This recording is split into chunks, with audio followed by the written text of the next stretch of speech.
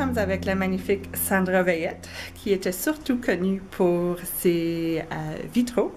Mais aujourd'hui, elle nous présente un nouveau produit tout à fait unique qui s'appelle les aimants de la nature. De la nature. Les aimants de la nature. Alors, Sandra, parle-nous un petit peu, c'est quoi les aimants de la nature? C'est des œuvres, de petites œuvres d'art montées sur des aimants. Au lieu de changer la toile ou le cadre, on change l'œuvre. Et chaque œuvre est unique. J'ai beau en avoir fait jusqu'à présent peut-être 500.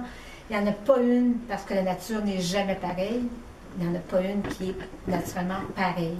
Même si parfois c'est à peu près les mêmes choses que la nature me donne, j'arrive toujours, et je ne me demandez pas pourquoi, mais j'arrive toujours à faire quelque chose de très différent. Et c'est une petite pièce de l'univers que vous avez chez vous.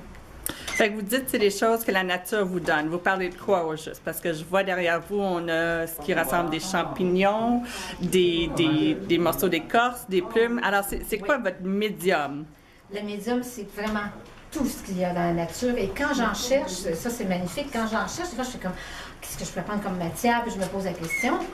Mais ça m'arrive que, comme la semaine passée, justement, ça m'est arrivé, la nature a comme roulé devant moi un petit bout de nid d'abeille que j'ai pu utiliser, puis que ça m'a inspiré. Puis c'est toujours des nouvelles inspirations quand la nature me donne. Quand je dis de donner, c'est vraiment, j'appelle ça donner, quand ça se passe de cette façon-là.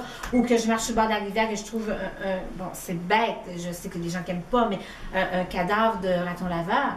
Mais il y a un petit bout dans le raton laveur, dans son cerveau, qui est comme un petit vase, qui est minuscule, qui est magnifique et qui m'a servi à faire, si vous venez voir, vous allez pouvoir le constater, des magnifiques vases qui sont, c'est vraiment, vraiment, vraiment pas, comme on dirait, dégueulasse, loin de là, parce que je me dis, pourquoi ne pas récupérer tout ce que la nature morte, mais redonner vie à cette nature morte-là. OK. Fait que la nature avait plus besoin de cet animal, sa vie, elle était terminée et vous avez trouvé une façon de recycler et de lui redonner une nouvelle vie. Exactement. Et vous avez mentionné c'est des aimants. C'est pas le sort d'aimant qu'on met sur notre frigidaire. C'est vraiment une œuvre d'art. Si vous achetez, vous avez votre cadre. Vous avez un cadre avec une de mes œuvres. Mais vous en voulez une autre, puis vous ne voulez pas tout de suite un autre cadre. Vous pouvez prendre l'œuvre et la mettre sur un frigo. Et j'ai vu des gens, particulièrement avec les boîtes de serre sur un frigo, tout seul comme ça, c'est de toute beauté.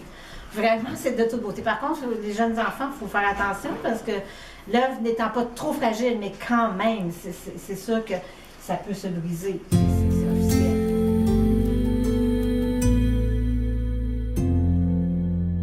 Garantie de retrouver les mêmes choses. Je ne peux pas faire deux fois la même chose. C'est impossible. Impossible. Impossible. Et puis, est-ce que vous prenez des commandes spéciales? Si on a un client qui veut quelque chose, une inspiration X, est-ce que c'est quelque chose qui vous intéresse? Ça pourrait être, il faut laisser, ça c'est dans toute chose, il faut laisser l'artiste être ce qu'il est. Oui, si on me dit, oh, moi, regardez, c'est drôle parce que j'en ai eu une affaire comme ça.